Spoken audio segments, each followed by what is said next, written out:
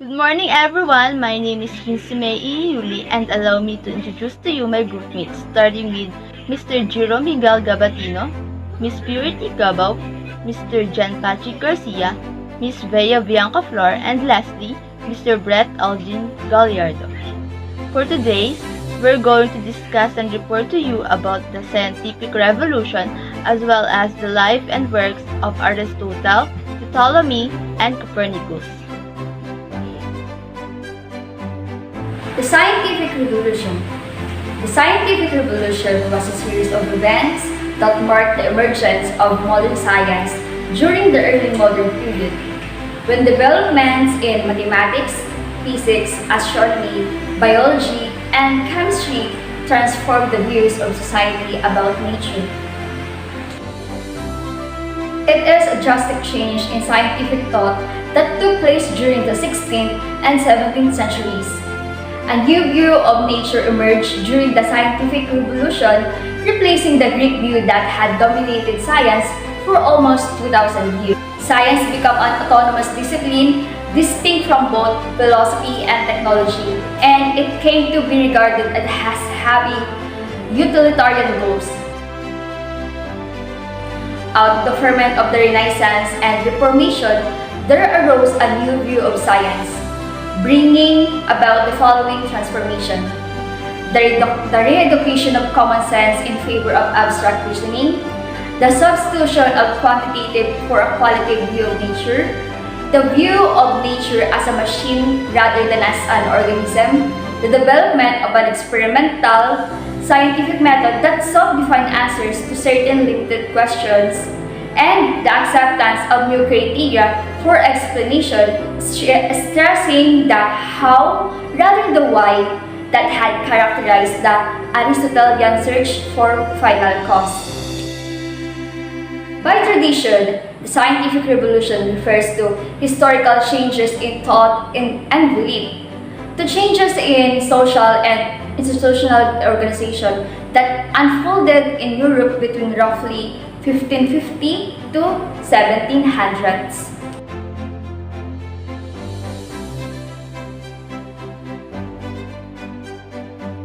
Aristotle is a Greek philosopher. He was born in 384 BCE in Stagira in the northern Greece. He died in 322 BCE in Chalcis, Euboea. He was 62 years old that time. He is an ancient Greek philosopher and scientist, and one of the greatest intellectual figures of Western history. His father is Nicomachus. He is a physician of Amyntas III, the king of Macedonia and the grandfather of Alexander the Great. His mother, Phaestis, believed to have died when Aristotle was young. After his father's death in 367 BCE, Proxenus of Aternius, who was married to Aristotle's older sister Aramnesty, became Aristotle's guardian until he became of age. Then after that, Aristotle migrated to Athens, where he joined the Academy of Plato.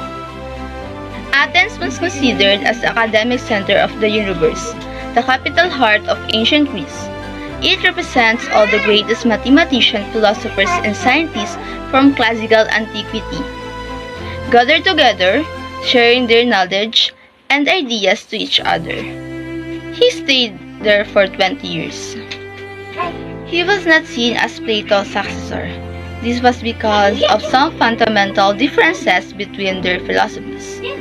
Plato believed that true knowledge could only be achieved through reason, while Aristotle favored experimentation with real objects. When Plato died, Aristotle did not take over from the academy.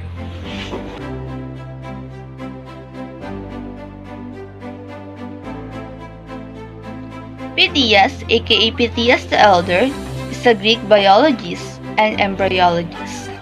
Many say that Pythias is a pamangkin, anak, or adopted daughter of King Hermias of Atermus, Aristotle's first wife. They met and got married when Pythias was around the age of 18, while Aristotle is around his 40s. In 335 BCE, the same year that Aristotle opened his school lyceum, Pythias died. Naglast lang for around a decade yung marriage nila. Aristotle never remarried, but while he is in Athens, he had a relationship with someone named Hercules. Hercules was from Stagora. They had a son at ipinangalan nila ito sa tatay ni Aristotle na si Nicomachus. Aristotle works, author of Philosophical and Scientific System. Philosophical is the concept of the self is hylomorphic, which means the self or the human person is composed of body and soul. The two are inseparable. Thus we cannot talk about the self with the soul only or a self with a body only. For Aristotle, the self is essentially body and soul. Scientific system. For him, the basis of all knowledge was experience, where only were induced by observed phenomena. In other words, theories should be formed starting with facts. He believed in a geocentric universe. What is geocentric universe? It is a theory of the universe where the Earth was at the center of the universe and the sun, moon, planets, and all fixed stars revolved around it. He thought that the movement of the planets and the stars must be circular, then they could go on forever, though that self was not. My report is facts about Ptolemy's biography. Claudius Ptolemy lived between 85 to 165 CE or Common Era. Next is everything we need to learn about the great Greco-Roman astronomer are here in this video. Ptolemy may have been a member of the royal lineage or a descent from a past or present monarch of Egypt. Although he lived in Egypt, it seems like Ptolemy is ethnically Greek.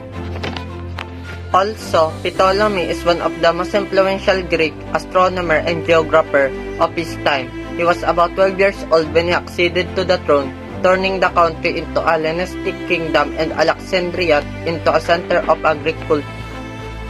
Next is Claudius Ptolemy lived in the city of Alexandria. It is a city established by Alexander the Great 400 years before Ptolemy's birth. It was claimed that Ptolemy was born in the Upper Egypt rather than Lower Egypt.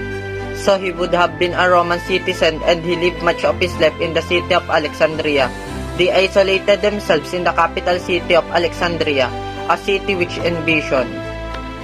Next is during the life of Ptolemy, Alexandria, before was an Egyptian city under the Roman Empire, conquered Egypt in 30 BCE. Alexandria became the second largest city. Alexandria, Egypt was the major source of promised gain. However, less funding was provided for the scientific study of the stars. Alexandria is the second largest city in Egypt after Cairo. It is as a major Mediterranean port city of Egypt. Next is Ptolemy was the only great astronomer of Roman Alexandria. Also, Ptolemy synthesized Greek knowledge of the known universe. His work enabled astronomers to make accurate prediction of planetary position and solar and lunar eclipse. Claudius Ptolemy is not only notable with his career titles, as he contributed greatly to different disciplines or fields in knowledge proficiency. Now, let's continue with his ideologies and contributions to science. Ptolemy believed that through mathematical terms, astronomy could be elucidated. Prominent among his works is the Ptolemaic system. Ptolemy accepted Aristotle's idea that the sun and the planets revolve around the spherical Earth, which is a geocentric view. Ptolemy's geocentric cosmology described the particular details of system, answering queries such as how long it would take each planet to orbit, how far apart they were, and how fast they were going. His work became the dominant understanding of the solar system until 15th and 16th century. The Almagest, however, is an astronomy textbook and star catalog written in 150 AD. It is about the motion of the planets and the position of the stars. The Almagest was a substantial and ambitious work. It taught its students how to predict the location of any heavenly body at any time from anywhere on Earth using Ptolemy's mathematical model of planet movements. Ptolemy presented his model's output in the form of data tables, and using these tables, one could also predict eclipses. It has been used to prepare astronomical and astrological charts for over 1500 years. In the field of mathematics, Ptolemy contributed to the trigonometry.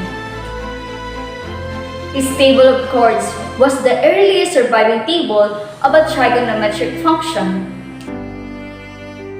It is mentioned earlier that Ptolemy believed that astronomy could be explained in mathematical terms, which made him prominent for applying mathematical methods in astronomical problems. Trivia: did you know that Ptolemy learned about all the methods that were used to measure and observe in the night sky using naked eye only? How impressive, right? Ptolemy's theory is significant in the field of mathematics, as he explained that the product of diagonals is equal to the sum of the products of the opposite sides. Ptolemy published an amazing work called Geographia.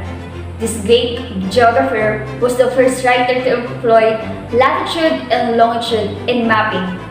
Ptolemy also drew maps of the world. The details of the life of Claudius Ptolemy, little is known and most are lost to history. However, some of the accurate information about him is that he is ethnically Greek but nationally a Roman. Regarding the details of Ptolemy's death, it is mysterious as the details of his birth. However, scholars strongly believe that when he passed away, he died in the city where he spent the bulk of his life, Alexandria. Even though his personal details are behind our capacity to discover, we must keep in mind that his legacy continued to influence efficiently into the modern world. Hello everyone, today we will discuss Nicolaus Copernicus and everything we need to know about his life. Copernicus was a Polish astronomer known as the father of modern astronomy. He was the first modern European scientist to propose that Earth and other planets revolve around the Sun, or called heliocentric. But I will give you a fact about Nicolaus Copernicus. He wasn't the first person to suggest heliocentrism. It was Aristarchus of Samos, a Greek astronomer who lived in the 200s BCE. On February 19, 1473, he was born in Toruń, a city in north-central Poland. He was a merchant's son, a well-to-do. Copernicus was taken under the care of his uncle, who would later to become a bishop. After the death of his father, when he was around 10, he was raised for a profession in canon law and received the highest education available at the time. He majored in liberal arts at the University of Krakow, where he also studied astronomy and astrology. Before being transferred to Italy to pursue his studies in medicine and law, Copernicus attended the University of Padua and earned a doctorate in canon law from the University of Ferrara in 1503. He went back to Poland and started working as church administrator and physician. He devoted himself to intellectual interest in his free time, which occasionally included astronomical studies. The Ptolemaic system remained Europe accepted cosmology for more than 1,000 years. But by Copernicus, they accumulated astronomical evidence that had thrown some of his theories into confusion.